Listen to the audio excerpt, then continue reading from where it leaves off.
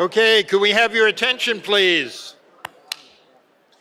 It's my pleasure right now to bring to the microphone my friend, my rabbinic colleague, Rabbi Jack Moline, who will be introducing Senator Coons.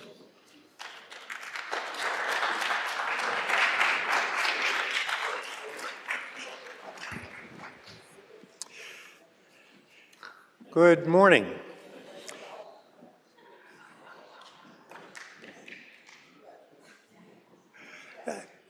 Anyone else before it's too late? Chris Coons has represented the state of Delaware in the United States Senate for the past 15 years. He had an extensive career of public service before that and has championed policy and legislation across a broad range of critical issues. If you want to know more about those credentials, check it out on Google.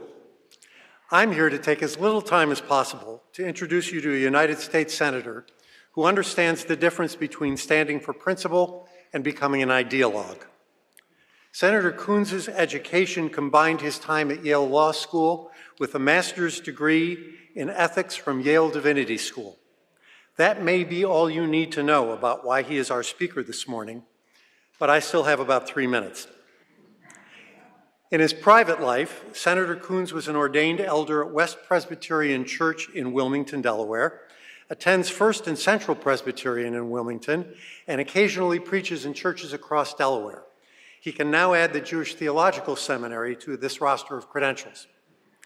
For the past 25 years, I've had the privilege of co-leading a group of elected officials, members of Congress, and later United States senators, who reflect on the intersection of their personal values and their public service, of their private faith and their civic devotion.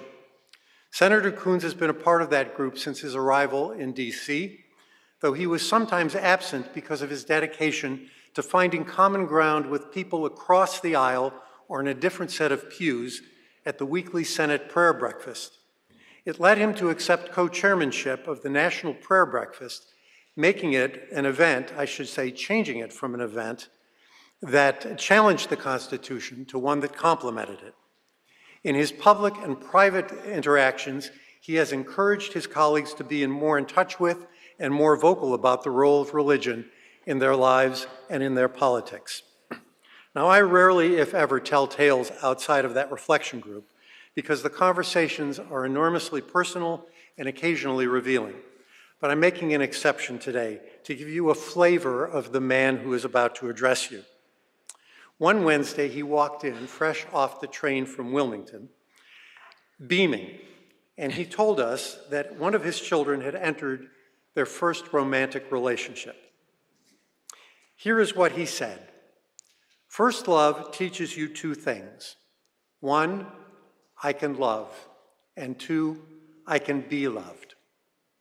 If there is a more succinct way to express a spiritual awakening, I don't know what it is.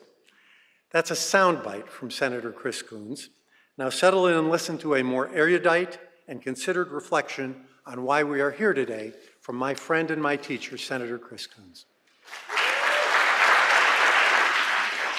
Thank you, Jack. Thank you. Thank you, Jack. Thank you for that powerful introduction and for the grace of your friendship over so many years.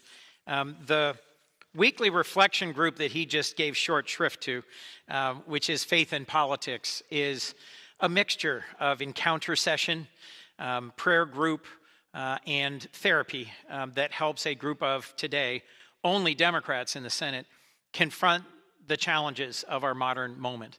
And he has been an incredible source of encouragement, of inspiration, and of friendship. I am grateful for you, Rabbi Moline. Please give him a round of applause if you would. And to Chancellor Shuli Schwartz, to Vice Chancellor Gordon Tucker, to Tamara Newman and her team for all the logistical help in getting me here notionally on time, sort of close to. And I wanted to take a moment and just thank 4 friends who gave input on my remarks. Delaware's rabbis, Yair Robinson and Michael Beals, who've both been friends for a long time. and Rabbis Hera Person and Barry Block, who will feature later in my remarks this morning. And I'm honored to be a part of a weekend that this evening will culminate with the Bernard Siegel Lecture, because law and ethics, as you heard, back to my time in graduate school and looking forward, is, I think, a critical area of reflection and concern for all of us. And I can't think of a greater name to be on this evening's lecture than one of America's greatest lawyers and a tireless advocate for legal services to the poor and for civil rights. And it is a huge blessing to see Ruth Messenger, who I first met when I was working for Bob Hayes at the Coalition for the Homeless in the 1980s in New York City, a time when I was frequently visiting a very large homeless shelter just a few blocks north of here, and when the circumstances of income inequality, housing, and desperation on the streets of our cities first really awakened my soul to the urgency of showing God's love and fighting for human dignity here at home in the United States. I'm here to talk today about the critical role of dialogue, about the importance of listening to each other, listening in a way that risks and challenges and hopefully reinforces our beliefs. And I can think of no more relevant and important place to talk about intra-faith dialogue, interfaith dialogue than the Jewish Theological Seminary, given its roots, given its role, and given, I believe, its critical future. The theme is upholding human dignity in turbulent times. And to understand what human dignity is, we should start by asking the question, what does our God require of us? And to find that, we, of course, begin with Scripture. Our shared faiths have a clear answer to the question, what is the greatest commandment? To love the Lord your God with all your heart and all your soul and all your mind and with all your strength. And a second is like unto it, to love your neighbor as yourself. These two commandments appear both in Deuteronomy and Leviticus and Torah, but are an anchoring passage in the Gospel according to Mark in the Christian faith. And these words echo with me as I pray in the mornings and as I try to go and engage on the behalf of 1 million Americans and our nation as a senator in a particularly difficult time. The parable that Jesus teaches then goes on just a little bit because a lawyer, and it's always the lawyers, trying to justify himself, says, but who is my neighbor? And the answer that Jesus gives is truly radical. It shattered a lot of the expectations of the time.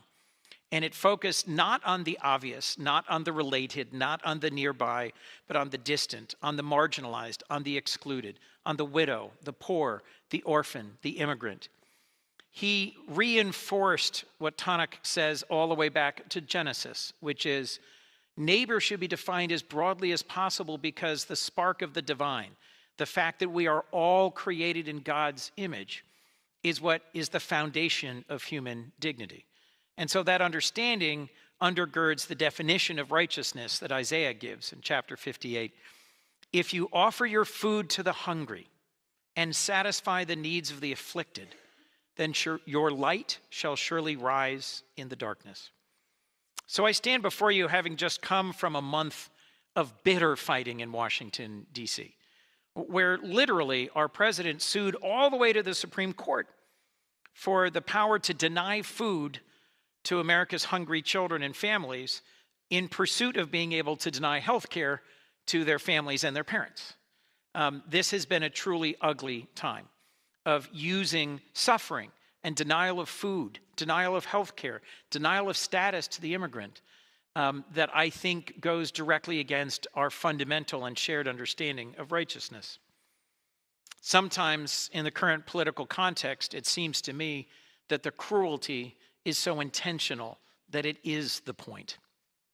And this year began with Doge and Elon Musk tearing up all of the infrastructure that we'd built over decades to deliver food to the hungry of the world, to deliver health care to those facing HIV/AIDS or malaria or TB.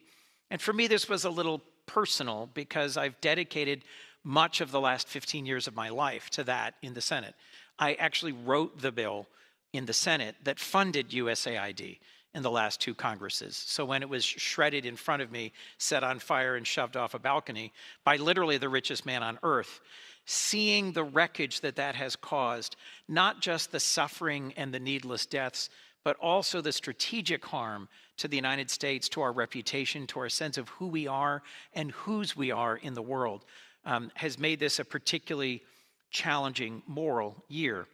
To then also go back to that weekly prayer breakfast and hold hands with those who had just voted for things that violate my core sense of what is human dignity and what is our calling, both as a nation and as a democracy. So, look, I've always thought of SNAP as food assistance and as USAID, healthcare at home and abroad, as how we show care for our neighbors, how we as a nation reinforce that we're founded on the idea that there is that spark of the divine in everyone.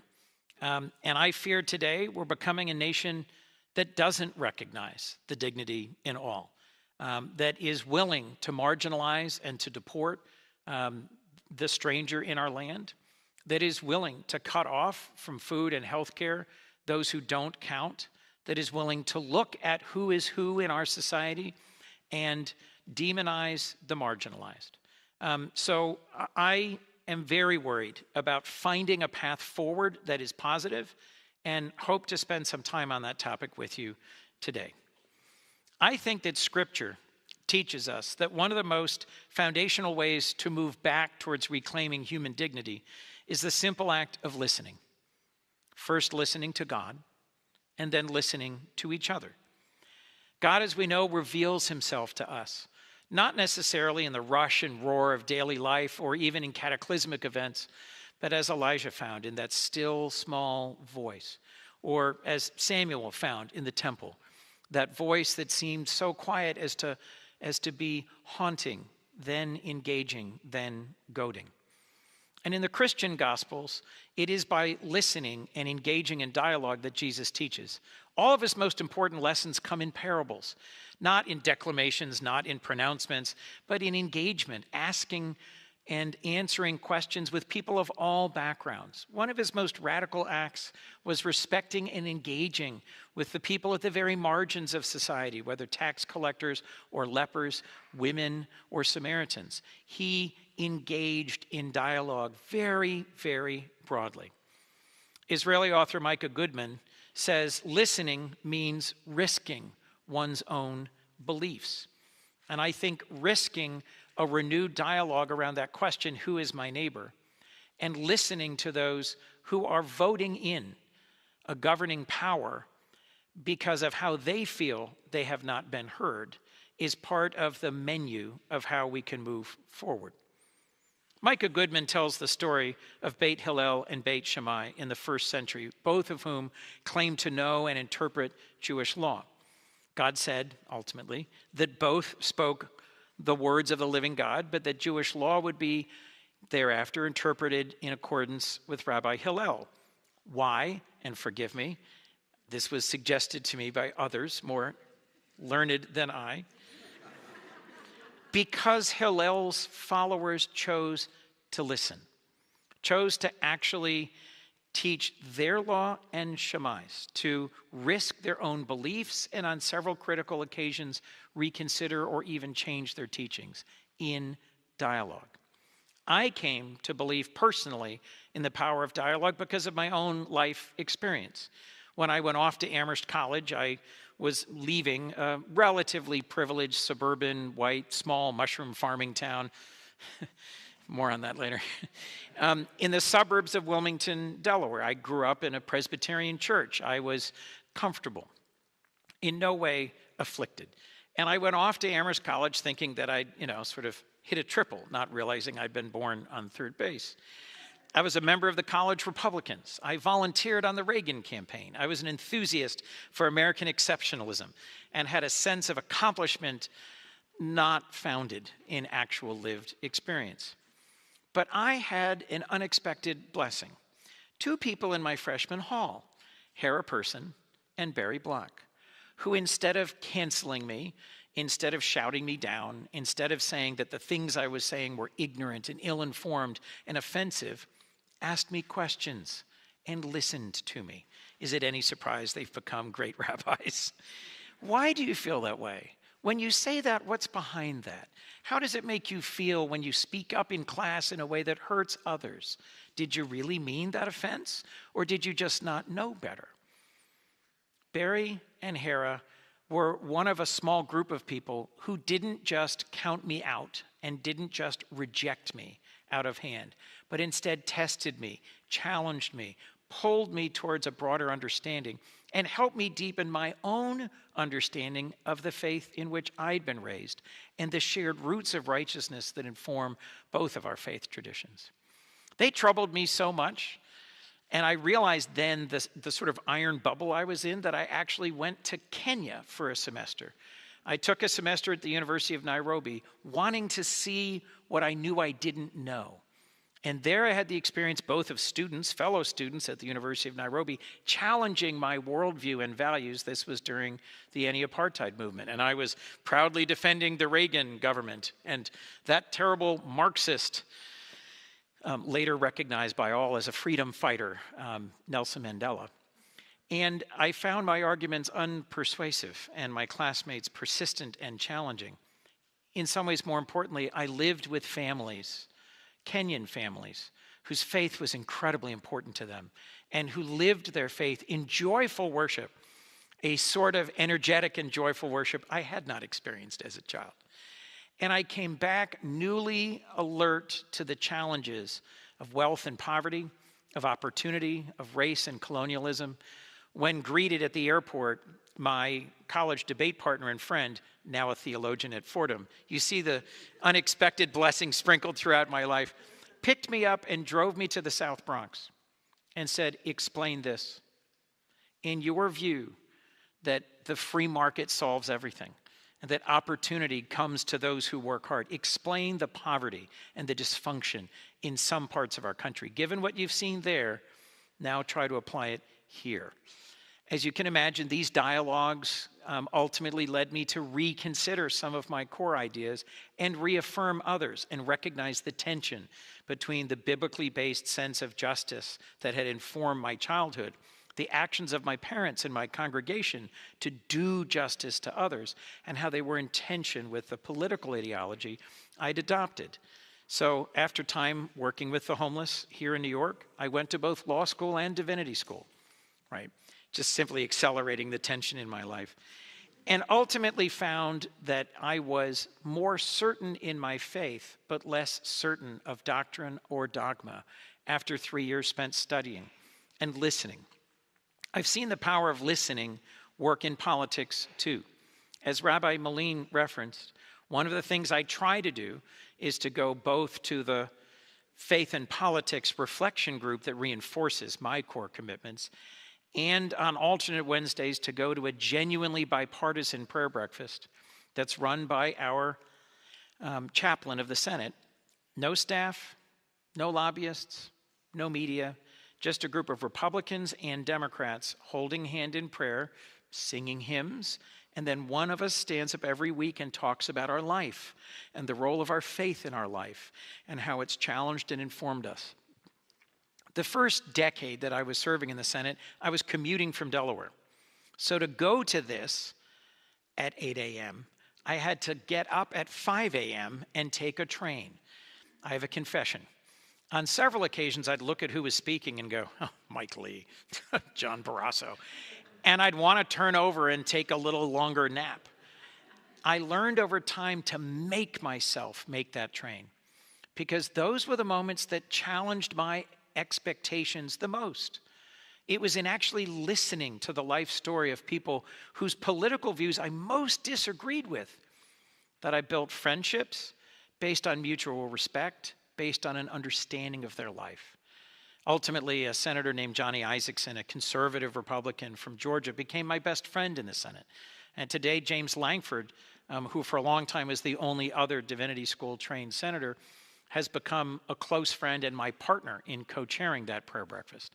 We have dramatic disagreements. It has almost never happened that we walk into that first vote Monday and go the same way.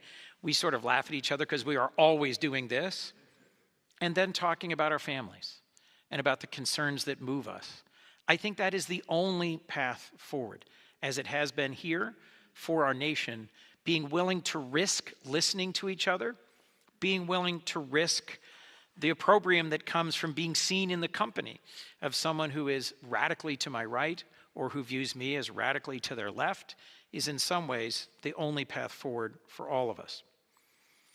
Democracy, our democracy, but democracy more broadly understood, is at its core an exercise in upholding human dignity, in seeing everyone as equal, in seeing everyone as our neighbor.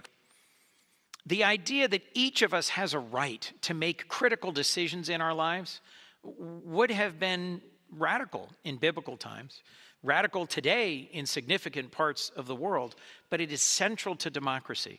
The idea that we all have the right to choose our path and our course and who governs us because we are all children of God and have that spark of the divine within us. It relies on our most foundational freedoms to speak, to assemble, to petition, to report, and to worship. Had our nation not been founded on religious liberty, had our nation not been founded on this most essential right, many of us would not be here today, because so many people came to America seeking religious liberty, and I would argue insisting on that, on a separation of church and state, and on a nation that sees and reflects the imprint of God on all of us. Holding that dichotomy together is absolutely essential. Because in the end, democracy relies on trust in each other, that all of our fellow citizens want what's best for our country. They may have differences of policy, but at the end of the day, we respect each other and we work together to solve problems. That very idea seems to be at risk right now. I've lived in and traveled to countries where democracy is not yet born and is struggling, or where democracy has been crushed beneath the heel of an authoritarian. And I think many of us can see parallels today in what's happening in Washington. I am alarmed by, I am not naive to, the profound risks of Republicans in Congress giving our Article I powers away to the executive, of an executive that is acting in ways that fundamentally violate the norms and traditions of our modern democracy, and courts that, at least at the highest level, have given the president too much power. All of these in combination are rooted in a simple problem. We don't trust each other anymore. Only a third of Americans today say that a majority of Americans can be trusted. Think about that. 2/3 of the American people say most people can't be trusted. A majority of Americans don't trust their neighbors. And underlying that distrust is a lack of knowledge of who they are and a respect for the commonality that should be at the foundation of a successful democracy. The most seasoned Democratic senator when I got there was Pat Leahy of Vermont. And in my first time going through President Trump being our president, that particular election, I remember going to Pat and saying, wow, this is awful. I've never seen such division, such chaos, such anger. Has this place ever been this divided before? And Pat, being from Vermont, said, aye up. And I said, Pat, when was that? He goes, Civil War. Right. He goes, that desk right over there is where the caning of Senator Sumner happened. And that desk right over there is where soldiers smashed a desk as they began to take control of the chamber. I could not have imagined back then that just a few short years later, I would be hurried out of the chamber by men in SWAT gear moments before an angry mob descended in the exact place we had been just moments before. I'm clear that we are in a moment of profound danger. So please don't think me naive in saying, all we need to do is listen to each other. Be a little nicer, have a little more dialogue. How about a tea after our sessions? But the alternative is violence. The foundational point of a democracy is that we are going to resolve problems through dialogue and compromise rather than violence. And when we give up on, when we distrust the possibility of compromise with each other, There is only one other path. So I remain hopeful that it is possible for us to find that path. And I want to leave you with sort of two broader insights and ideas and then take your questions. First is that after the chaos and the violence of the Civil War, which was our nation's most difficult moment, we had a second founding. Historian Eric Foner says that the second founding was the new Constitution, the new relationship between citizens and the federal government, between states and the federal government, embodied in the 13th, 14th, and 15th Amendments. Now, it took a whole century for that second founding to be made real, the service and sacrifice of people like Congressman John Lewis and so many others who marched in the civil rights movement before those promises embedded into our Constitution were really made fully real. But it's worth thinking for a moment about what it required after the profound divisions of the Civil War to get a new constitutional dispensation to re-engage a majority of Americans in the project of our nation. And I think we need to begin conceiving of a third founding, of recognizing the fact that we are headed in a very dire direction because a majority of Americans don't trust each other and don't believe in our institutions. So if Trump wants to be king of the ashes, he wants to violate our Constitution, spread disinformation, destroy our trust in each other further, then we will need to be intent on building, rebuilding from those ashes. Like Nehemiah, who led the Jewish people to rebuild the walls of Jerusalem after the tragedy of the Babylonian captivity, there are examples in Scripture that can teach us the power and the possibility. It was unforeseeable in the depths of the Babylonian captivity that the walls of Jerusalem would be rebuilt in record time. But like Nehemiah, we simply need to have the confidence, first, that it's possible. Second, to be mobilized to a common direction and purpose. Third, to simply begin lifting the stones, stone by stone, to repair the breaches and rebuild the walls. That first step seems ridiculous. The project too long, the prospects too dim. But if you think about democracy and how foundational it is to protecting all the rights and liberties that have made us possible, it's worth it. And I think the first step on that journey is the risk of listening. Listening to the Americans who've lost faith in our democratic process to meet their needs, and listening to each other across our political divides. We've done this before.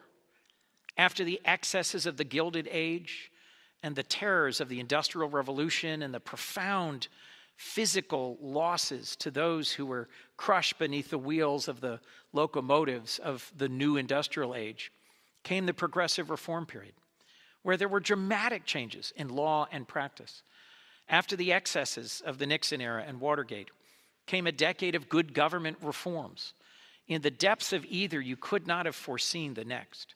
And so for those who have some understandable anxiety about the moment we're in now, I'd urge you to remain hopeful. They found a way forward out of those periods of loss and of seeming hopelessness, but step by impossible step, and then stone by stone, they rebuilt and they renewed the guardrails, the systems, the very boundaries that made freedom possible. It's my sense that this community almost uniquely understands that too. My understanding is JTS was founded as a midpoint between the poles of orthodoxy and reform traditions, a place of risk, of listening to traditions, of holding on to the traditions of Europe, and of being flexible in the context of a new world, trying to be wholly traditional yet wholly modern, and that out of that came the birth of conservative Judaism. That is what I think needs to happen for us to have a third founding of our democracy, to hold fast to the core principles of our Declaration of Independence and our Constitution, the principles and the statements that are 250 years old and deserve to be sustained, but to deliver an answer that is wholly modern, that takes a look at what do our people expect in an age of profound disruption, from income inequality to innovation, from climate change to cell phones, from mass migration to artificial intelligence. This is a period of dizzying, disorienting change in our society, where our people don't trust each other or their government anymore, and the work of renewing that will be hard, hard work. So, how can we start that process? How can we start moving towards rebuilding? During the Reformation, and I am a Protestant, forgive me, Luther taught of the principle, the priesthood of all believers. And that simple, radical step set in motion a change in Christianity and a change in history. And it simply said it was the obligation of everyone in the congregation to engage with their faith as intensely and devoutly as the priests. Democracy today and moving forward requires the same of you and me, that we live as if we are its disciples, its congregation, its true believers, its proselytizers. Democracy is and must be a verb. It is not a dusty principle set under glass. It is not scribbled on parchment in Philadelphia. Democracy either lives in our hearts and motivates our actions and drives us towards a certain blessed insistence on the human dignity of all our fellow citizens, those with whom we agree and those with whom we disagree, or it doesn't. And the time of testing is right in front of us. So like the scholars of Hillel, you have to risk your beliefs to acknowledge the dignity of others and to remind others of who our neighbors are. And we need, in the best traditions of JTS, to reach out to different faiths, to those who believe and worship differently, to those who have no religious belief at all, to people with whom we disagree, to those whose ideas we find curious, unfounded, or even abhorrent. I know there are many in this nation, in this room, who've never had the luxury of ignoring those beliefs that are marginal, that are aggressive, that are scary, and for whom this request would weigh heaviest, who've been hurt by a nation that hasn't seen their full dignity. That's why those of us who can turn away from ignorance and division shouldn't. So here's my pledge to you in closing. I want to work with you to lift up this burden and opportunity, to genuinely live into a real representative democracy, to really represent the changing electorate, the million Delawareans who I serve, not just those who think like me, vote like me, and support me, but the near majority that don't. If I'm not asking questions and listening, I'm not doing my job.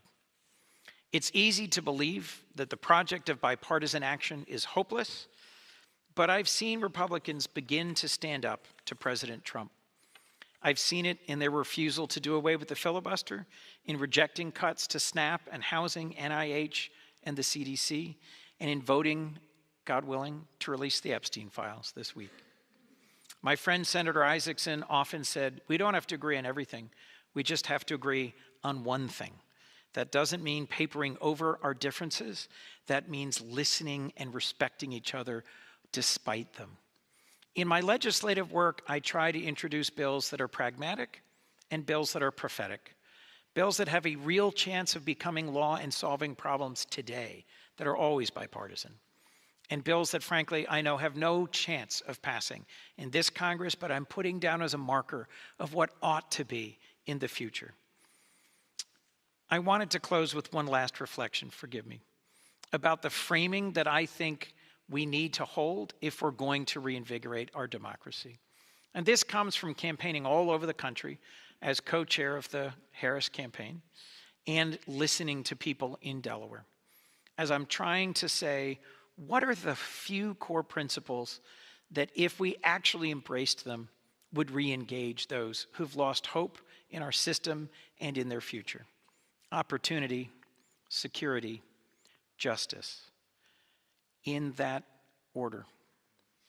If middle Americans no longer believe that working hard will create a better life for them and their children, if they think we only care about and will dispense and support opportunity for a few select groups, however decided, we lose their attention and engagement. if we fail to show that we care about security, and that's both financial security, retirement, and physical security from chaos, disease, disaster, attacks, folks stop listening to us and change the channel. What made me a Democrat was moving from opportunity, security, liberty, a Republican formulation, to opportunity, security, justice. Our Pledge of Allegiance ends by liberty and justice for all. And those who are steeped in a Torah understanding of righteousness often are the fiercest advocates for justice. Every major justice movement in American history has had Jewish leadership at its very core.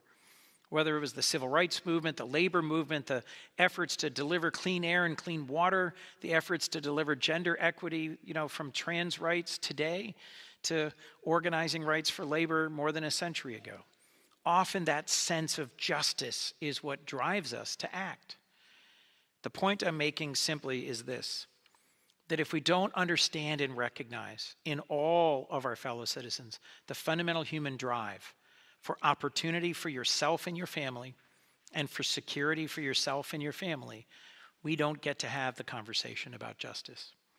And how we implement possible solutions to opportunity and security has to be done through a lens of justice, or it will be not just unjust, but unsustainable, ineffective, ultimately a horror. So, these ideas, which I suggest to you today, are just the first few stones in rebuilding those walls of dignity and democracy, of conversation and hopefully conversion. How we figure out the beginnings of the structures of a third dispensation in our society that might sustain our democracy another 250 years. In just a few days, the new moon begins the month of Kislev, the celebration of the lights of Hanukkah. And I understand that Beit Shammai started with 8 candles and took one away each night as the lights of Hanukkah dwindle. But Beit Hillel said, add a candle each night, because the candles are not the reflection of an event, but the celebration of a miracle, of wonder, of awe, and of hope. One flame that lights others against all odds, spreading an imaginable, unexpected, and unimaginable light in the darkness.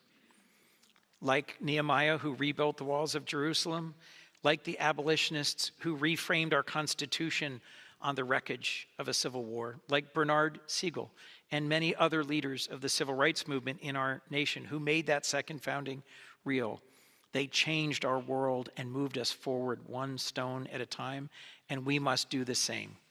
To cultivate hope, to pursue awe, and to share them with our fellow citizens. Fear of democracy, fear of the loss of democracy in this moment can be suffocating. But we can't let it extinguish our flames. Each time we ask a question, listen to our differences, risk a challenge to our core beliefs, we shine just a little bit brighter, and we start that desperate, earnest, necessary project of building our democracy stronger. Thank you.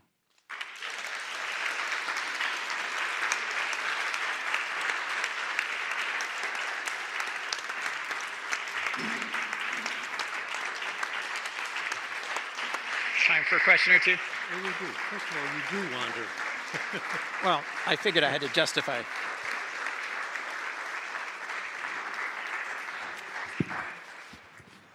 We do have a few minutes for questions. Please just let me remind you as the microphone comes to you, we have time for more questions if your question is a question. Good morning. Thank you so much, Senator Coons. My name is Karen Elam. I'm the Assistant Vice President at the Center for Shared Society at the Jewish Community Relations Council of New York. And I have the great honor of overseeing a program called Youth Bridge New York that works with high school juniors and seniors.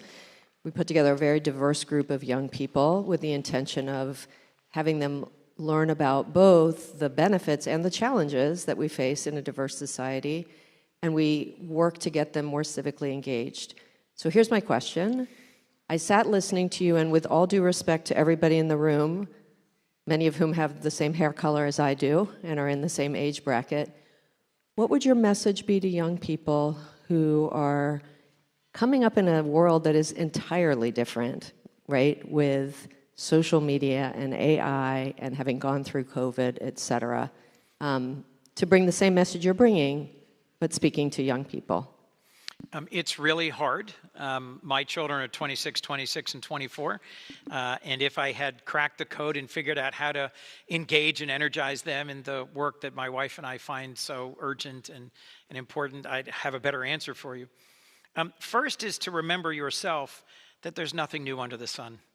That they may be using social media, but the way they're interacting with each other is unchanged from the beginning of time. Social media amplifies or refocuses or misdirects or disinforms, but part of why the stories of Scripture still engage and move us today is we can see ourselves in them. Humanity hasn't fundamentally changed, although the tools we have made and the ways in which they accelerate, emphasize, or frankly, misshape our gut instincts is a grounding concern. First, ask for their advice. Admit you're not a digital native and you're at a loss for all this stuff, that social media and artificial intelligence and precision biology and quantum computing leaves you puzzled. Remind them that wisdom is only acquired through living. One of the things that I think is most profoundly disorienting for our kids and for us is this thing today is the first time in all of human history where the tool passes in the wrong direction. I remember living in an African village in the middle of nowhere and watching as the little girl who was working hard at trying to make a basket turned to her mother, who turned to her mother, who smiled and fixed it a certain way and passed it back and passed it back. How many of our family gatherings do you take the fun, I can't make this damn thing work, and you hand it to your 25-year-old who hands it to the 12-year-old who goes, oh, you do this, and hands it back up? That's disorienting. That makes it easy for our kids and grandkids to misunderstand the difference between technical skill and wisdom. If they want a better world, whether it's confronting climate change, income inequality, racism, sexism, anti-Semitism, homophobia, whatever the thing is that moves them, fine. Show us a better way. Help us understand how to address this. And repress your own instinct to say, no, that's not going to work, which I say all the time to my kids. So model the hopefulness, but then also give them some examples of how wisdom actually matters too.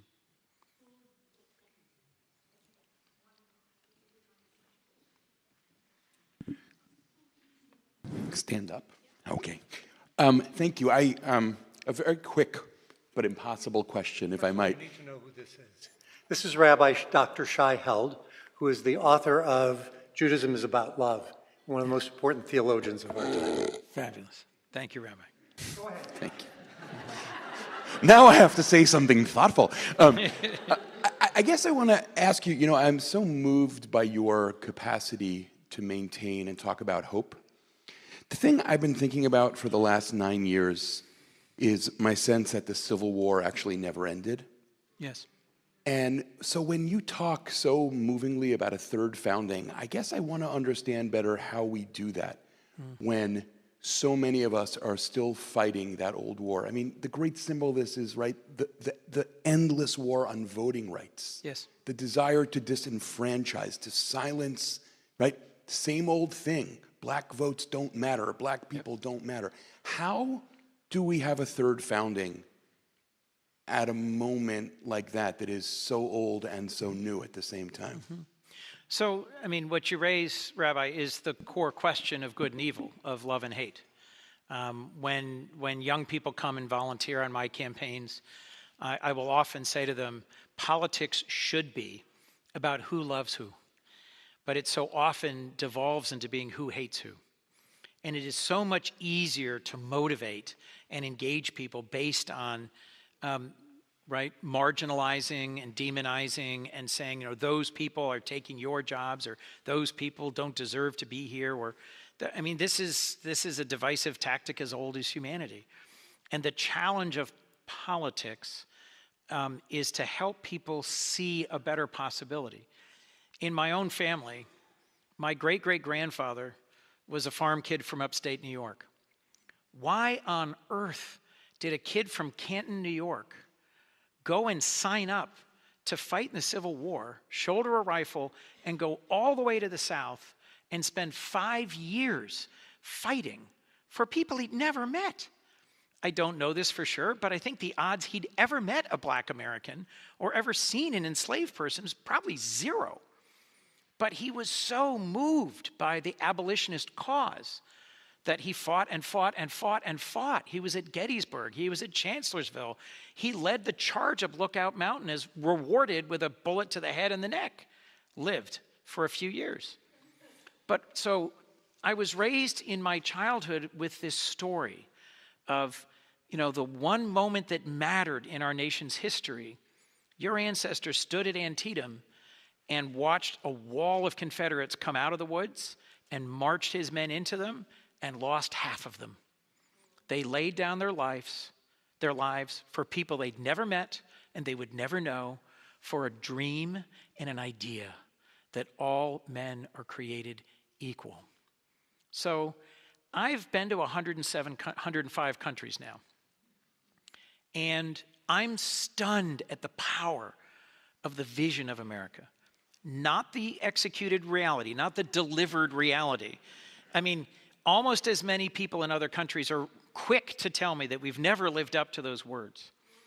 But at a conference in Europe 9 months ago, when I was feeling just crushed and like this whole thing has been a flop and a failure and what the hell am I doing? I got put on a panel with 3 young members of parliament. Ann Applebaum was the facilitator. And outside I was like, Ann, what are we going to talk about? And she's like, well, it's about the future of democracy. I'm like, oh. And neither of us knew the other 3. Young women parliamentarians, right? One from Ghana, one from Poland, one from Myanmar, in exile now. All 3 of them spoke passionately and powerfully about democracy as the one way that they could guarantee their children's and grandchildren's future. And these weren't tired old people like me who'd been elected for 25 years. These folks were full of passion and fire. And I left and said to Ann afterwards, you know what? The idea of democracy, the ideal for which we have worked so hard over hundreds of years, it may dim.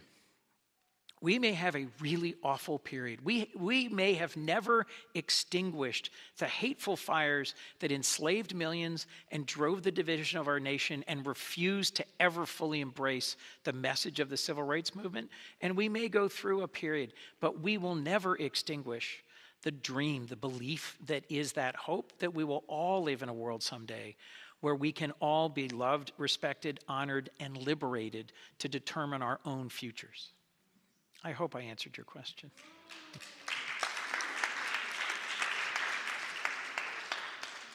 One of the ways you can gauge the success of a speaker is watching the heads of the people in the audience, which way they're going. I was afraid that Chancellor Schwartz was going to sprain her neck. So thank you, Senator. And thank you for honoring us with your presence at JTS today. Thank you all for being here.